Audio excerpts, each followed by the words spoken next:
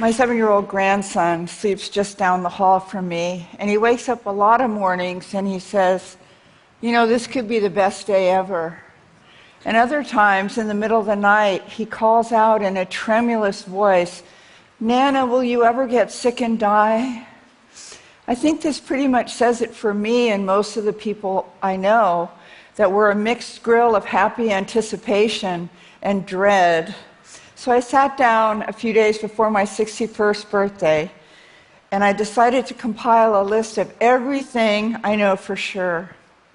There's so little truth in the popular culture, and it's good to be sure of a few things. For instance, I am no longer 47, although this is the age I feel and the age I like to think of myself as being. My friend Paul used to say in his late 70s that he felt like a young man with something really wrong with him. Our true person is outside of time and space, but looking at the paperwork, I can in fact see that I was born in 1954. My inside self is outside of time and space. It doesn't have an age. I'm every age I've ever been, and so are you. Although I can't help mentioning as an aside that it might have been helpful if I hadn't followed the skincare rules of the 60s, which involved getting as much sun as possible, well, slathered in baby oil and basking in the glow of a tinfoil reflector shield. It was so liberating, though, to face the truth that I was no longer in the last throes of middle age, that I decided to write down every single true thing I know. People feel really doomed and overwhelmed these days, and they keep asking me what's true. So I hope that my list of things I'm almost positive about might offer some basic operating instructions to anyone who's feeling really overwhelmed or beleaguered. Number one, the first and truest thing is that all truth is a paradox. Life is both a precious, unfathomably beautiful gift, and it's impossible here on the incarnational side of things. It's been a very bad match for those of us who were born extremely sensitive. It's so hard and weird that we sometimes wonder if we're being punked. It's filled simultaneously with heartbreaking sweetness and beauty, desperate poverty, floods and babies and acne and Mozart, all swirled together. I don't think it's an ideal system. Number two, almost everything will work again if you unplug it for a few minutes.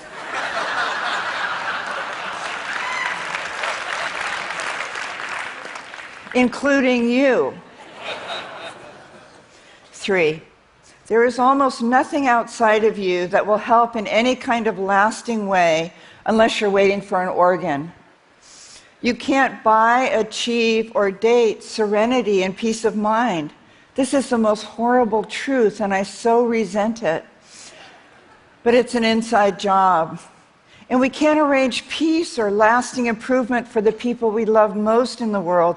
They have to find their own ways, their own answers. You can't run alongside your grown children with sunscreen and chapstick on their hero's journey.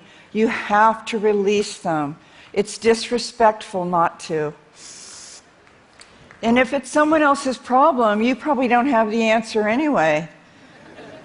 Our help is usually not very helpful.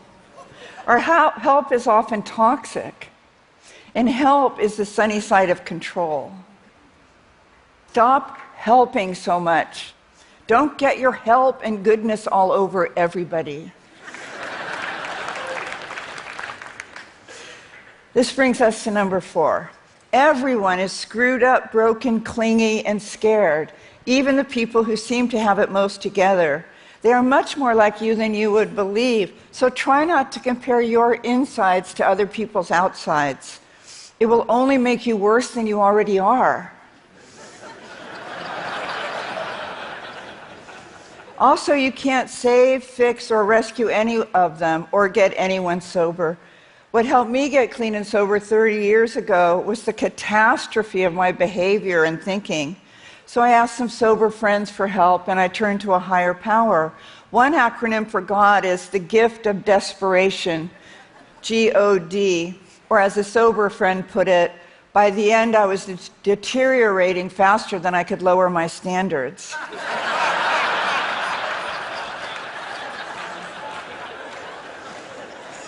So God might mean, in this case, me running out of any more good ideas.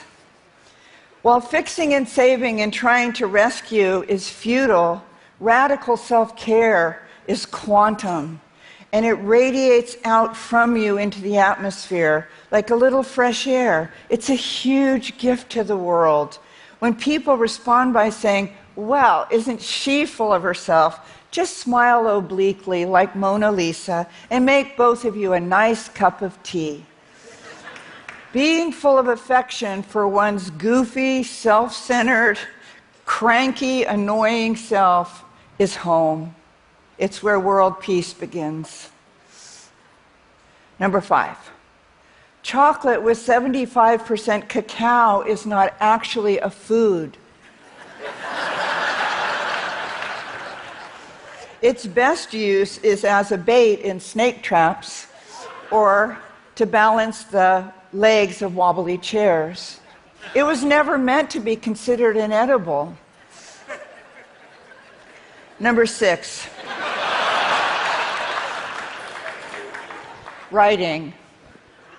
Every writer you know writes really terrible first drafts, but they keep their butt in the chair. That's the secret of life.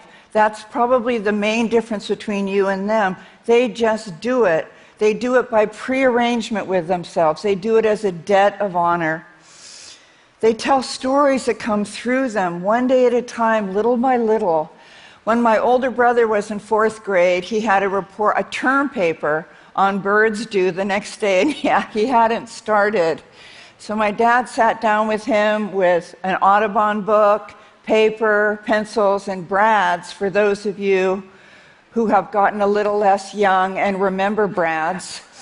And he said to my brother, "Just take it bird by bird, buddy.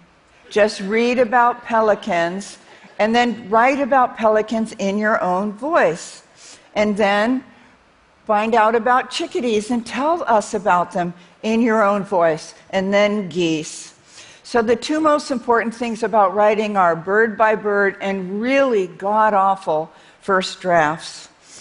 If you don't know where to start, remember that every single thing that happened to you is yours and you get to tell it. If people wanted you to write more warmly about them, they should have behaved better.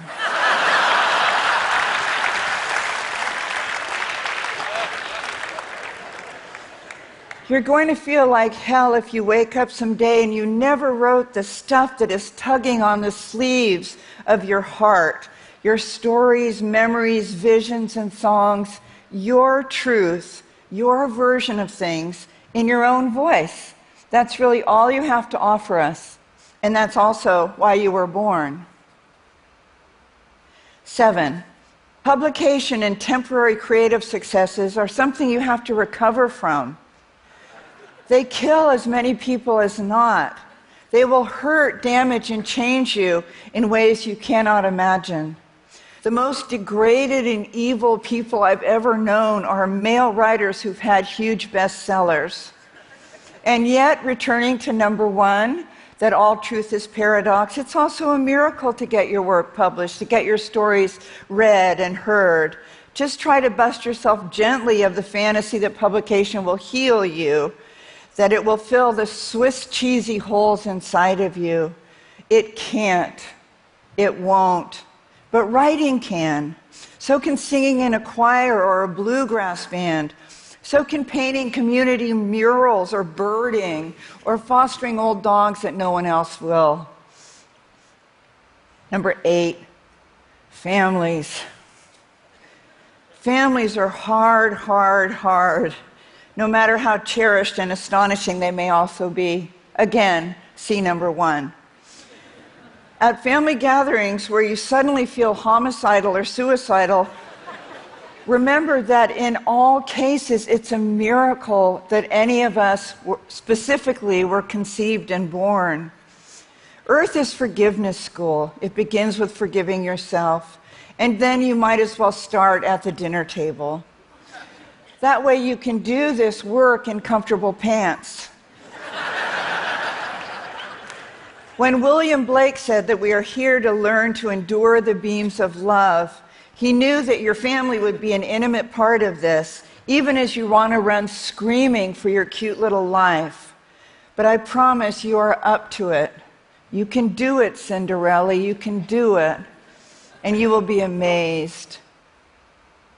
9, food. Try to do a little better. I think you know what I mean.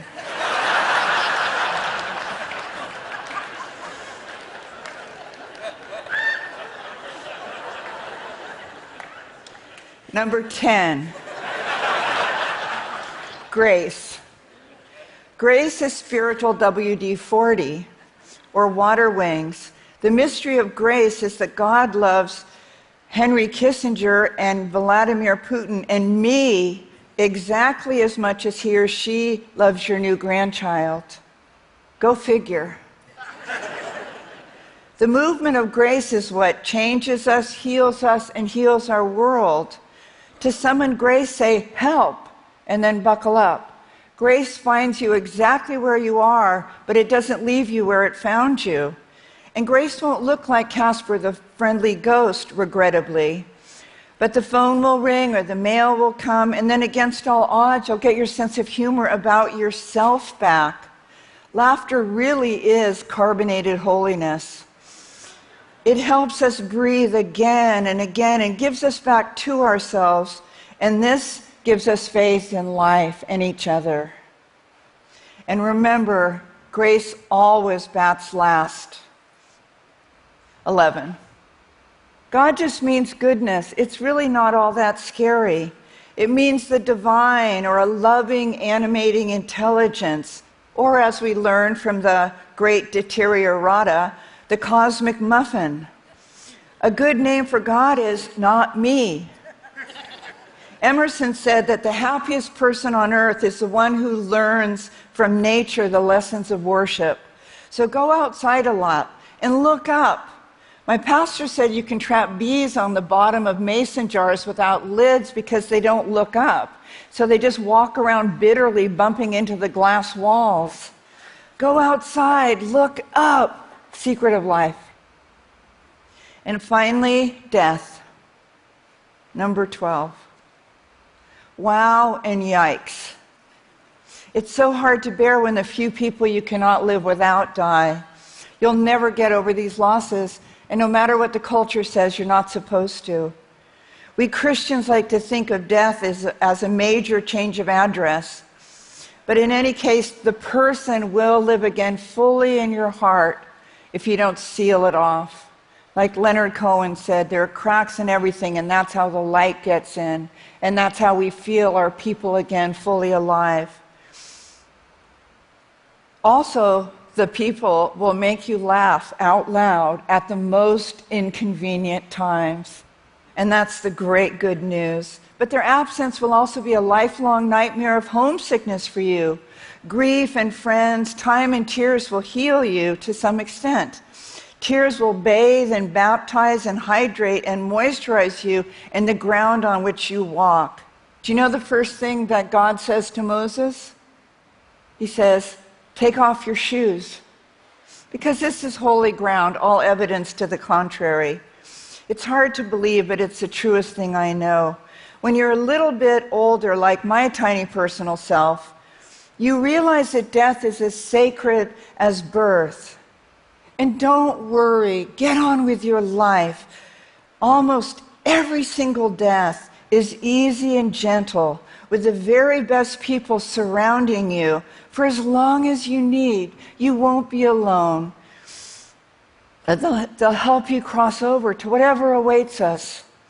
As Ram Dass said, when all is said and done, we're really just all walking each other home. I think that's it. But if I think of anything else, I'll let you know. Thank you. Thank you.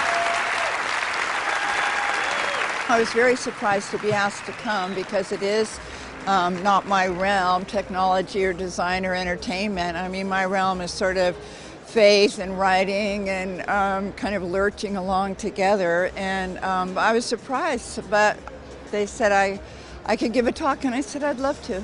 If you don't know where to start, remember that every single thing that happened to you is yours, and you get to tell it. People are very, very frightened and feel really doomed in America these days. And I just wanted to help people get their sense of humor about it and to realize how much isn't a problem if you take an action and take a really healthy or loving or friendly action. You'll have loving and friendly feelings.